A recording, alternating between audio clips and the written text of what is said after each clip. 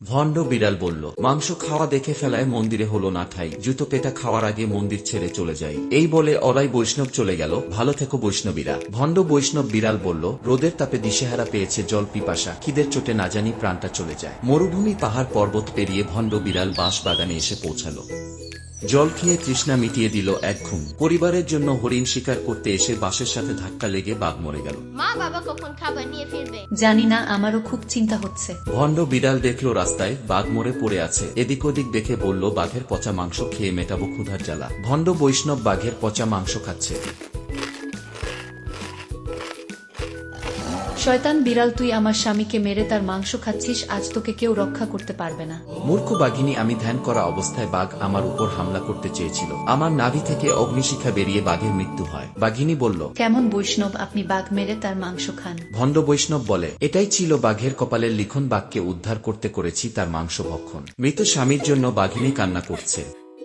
ভণ্ড বিড়াল বাঘিনীকে সমবেদনা জানিয়ে বলল, আমাকে তোর বাড়িতে নিয়ে চল, তোর সকল কষ্ট দূর করে দেব, আয় মা আমার বুকে আয়। বাঘিনী বিড়ালকে সঙ্গে নিয়ে চলল। আর মনে মনে ভাবে, বৈষ্ণব তোকে জলে ডুবিয়ে মারবো, এই নদীর ওই পারে আমার বাড়ি। ভণ্ড বৈষ্ণব মনে মনে ভাবল, বাঘিনী মনে হয় আমাকে জলে ডুবিয়ে মারবে, সাঁতারও জানি না, কিভাবে দেব নদী পারি। বাঘিনী লাফিয়ে নদী পার হয়ে গেল। ভণ্ড বৈষ্ণব হরিবোল বলে লাফ দিয়ে নদীতে পড়ে গেল। ভণ্ড বৈষ্ণব নদীর জলে নাকানি চুবানি খেয়ে কোনো রকমে তীরে এসে পৌঁছালো।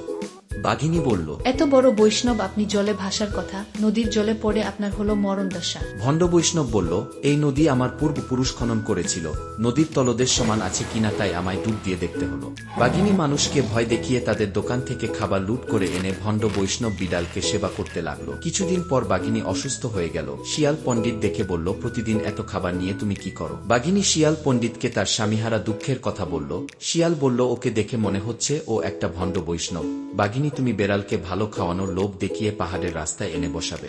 তুমি চুপিসারে মাঠে ঘাস খাওয়া হরিণদের ভয় দেখাবে। হরিণ যখন দৌড়ে ওই রাস্তায় আসবে, হরিণের পায়ের আঘাতে বৈষ্ণব বিড়াল সত্যি হলে বেঁচে যাবে, ভণ্ড হলে মরে যাবে। ভণ্ড বৈষ্ণব বিড়ালকে রাস্তায় বসিয়ে বাঘিনী হরিণকে ভয় দেখালো।